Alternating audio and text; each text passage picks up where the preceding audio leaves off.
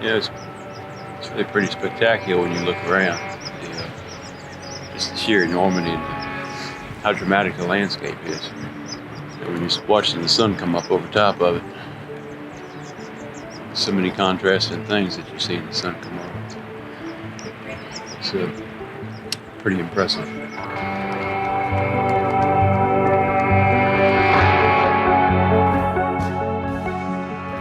I'll wake up soon enough. A little bit tired now, but once we get going, I think, yeah, the wind in my face will brighten my day.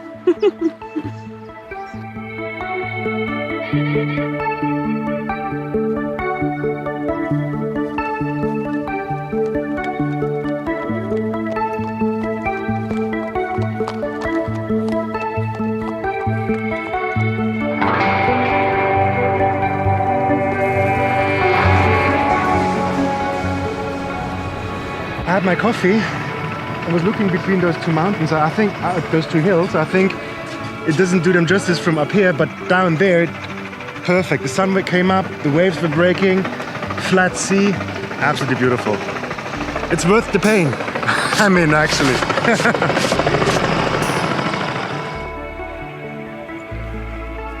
It's breathtaking, but unfortunately we don't have enough time to actually stop and take it all in. You're kind of flying past it, but yeah, it's spectacular. I mean, there's some of the things I've never seen and I'm blown away by.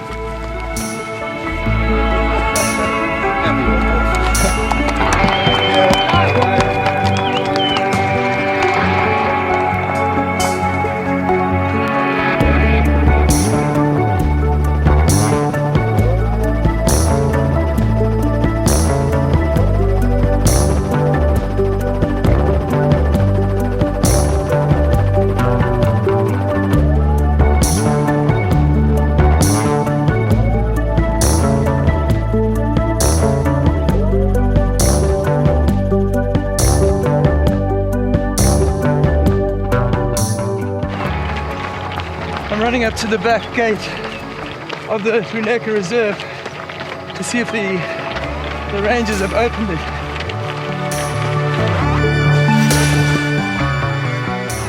Yeah, they've come through already. Cool. Yeah, all good.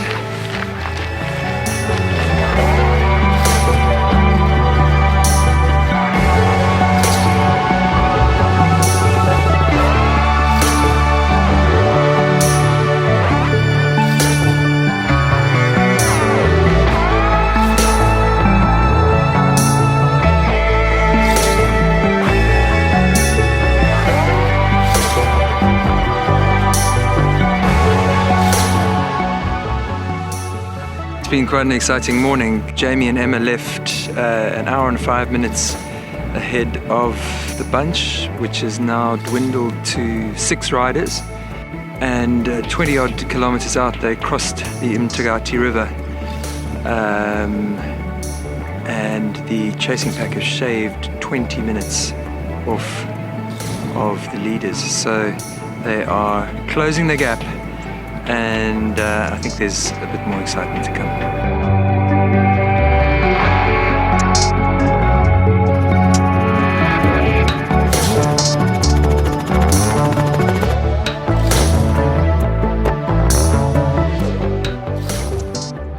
I got to see zebras. I was so excited.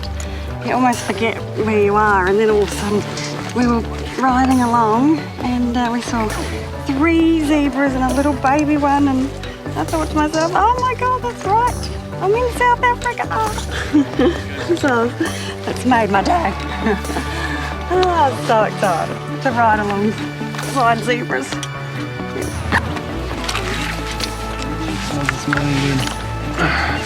How's it been? Long, a lot of hills. A whole lot of hills this morning. We got about 10K to go. You know, and you're on the tail end of your horse. These are horses that we had yesterday, and they're not as fresh as they could be. The terrain's pretty steep, so you really got to watch after them to be able to make the distance and get them to bed in the end. You're not quite pushing the pace that you might be with a fresh horse. trying to conserve enough horse and just ride it smart where you can vet him out kind of quick, get a fresh one, and then make some time.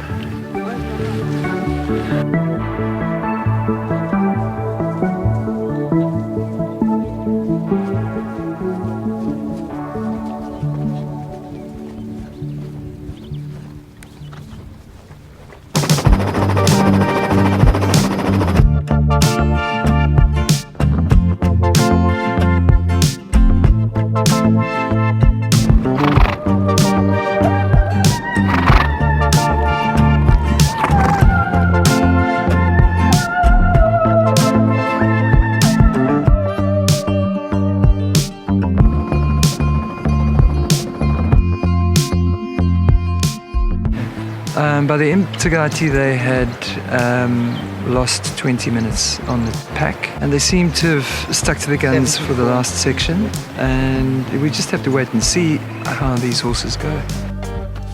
He's checking the horses, and I think first he chose a horse who has one eye or one eye smaller. So he didn't like it. I think then he went to the stallion. He didn't like it, maybe because he's a little bit fat, and I see that he's looking now to another horse. He checks if the horse is calm and has a good condition. Is he losing a bit of time? No, I don't think so, because if you choose the right horse, you go way faster. So it's very important to take time to choose your horse. I think we're never in a hurry to choose your horse.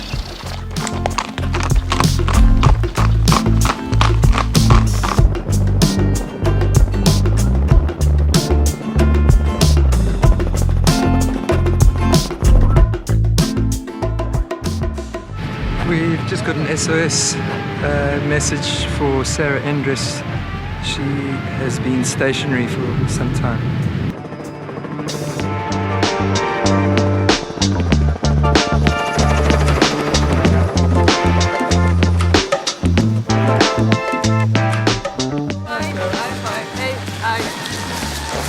Fine? Yeah, I'm fine. It's just the horse. No, it's a horse. He wouldn't move anymore. It's okay. I hope he will be too. So that's all I'm hoping for. So that's why I actually pushed the button and called it, because I don't want to risk anything with the horses. Yeah, I think it's the stallion thing, eh? Let's see, it sounded like that, yeah. Sure, not far, eh? No. 2 or 3 Ks? But he's not leading, he's refusing basically. Yeah, she's just putting the saddle on, and I'm gonna chase him down the hill and as far as I can before my heart rate goes through the roof, and we'll see if we can get him there. We're at the end of the horse stage, so these horses have done 100 Ks over 2 days, and the riders are getting more and more tired, and you can the dejection or the despondency that the riders begin to feel, these riders particularly, because they're dropping to the back of the field, or dropping down the field. So their spirits are dropping, and that gets, the horse feels that, and also feels dejected. So the rider needs to do something to lift the spirits, both their spirits and the horse's spirits. So you've just got to change that chip in your brain and get everything moving.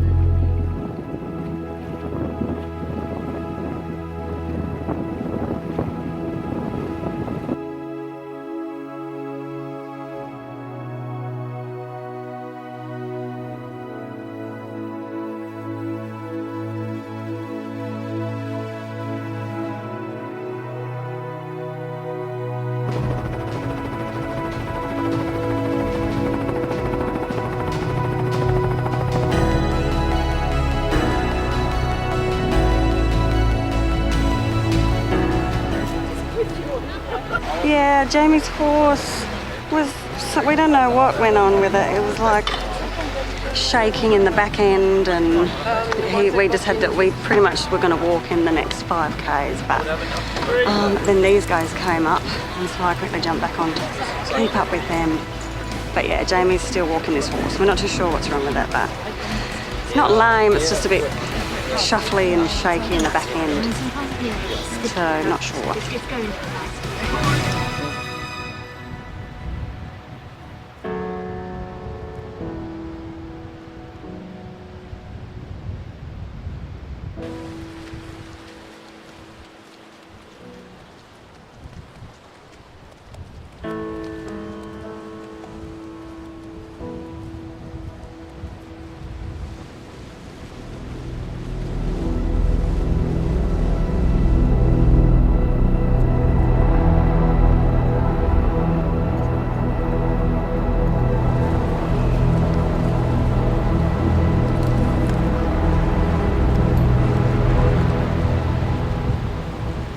The horse will tell you what's going on if you listen to the little signs. Not long after we drew that horse and tacked up, we were headed out. And we maybe about 1K to the beach, and you could feel that horse was just a little short-strided, and he didn't want to move very free. Felt a little pinched up, but these horses are they're pretty good competitors. So some of that spirit they have will take over from time to time, where you're trying to feel, you know, is the horse going to even out? Was he just a little stiff? Is he going to go? What's he got going on?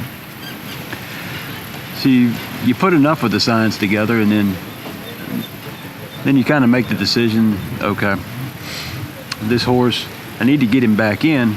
Well, now you're 20K out, so you just got to get the horse back in at the best rate that you can get him within the timely manner, because so many things will cause a horse not to want to move forward, and I'm certainly not a vet, but I know when you need to find one. The 20K out, you slow the pace and just try to bring him in at the best pace you can find. Sadly, Jamie's horse was eliminated. We were concerned that it might be colic, but having given him an anti-inflammatory, he's responded quite well and seems to be a lot more comfortable, although he's still sore. So he's out of the woods as far as life or death is concerned, but obviously from here he's going to be rested, and we'll go back home tomorrow or the next day, and they can take it up if he's still got the symptoms later in the week once he's back home. When you make the decision to pull your horse from the race, that's it. There is no more. There is no more competing. That's all done. But it's not really about the rider. It's about the horse. So that's the name of the game, I guess. That's why they call it horse racing.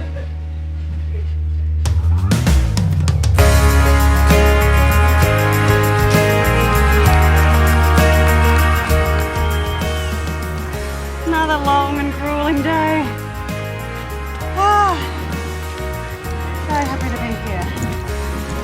Resting.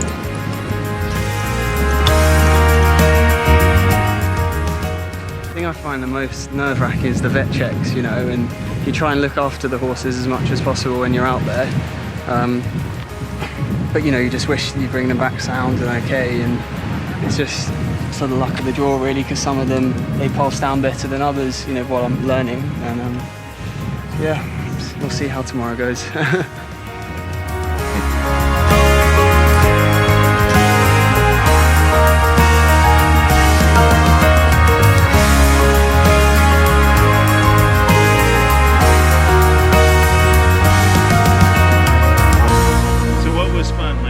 Best part. What was it? Wait. Getting flat. What? Not getting a flat? No. What was the best part, Lainey? Our horse is not being lame. Yeah, that's good. Yes. That's good. You took care of him. Yeah, Good job. I liked the question. Ragnar ran up and asked, and she said, "What was it like watching our dots?" Yeah, that's terrifying. Ragnar, that was a great question. Yeah, terrifying is a good one.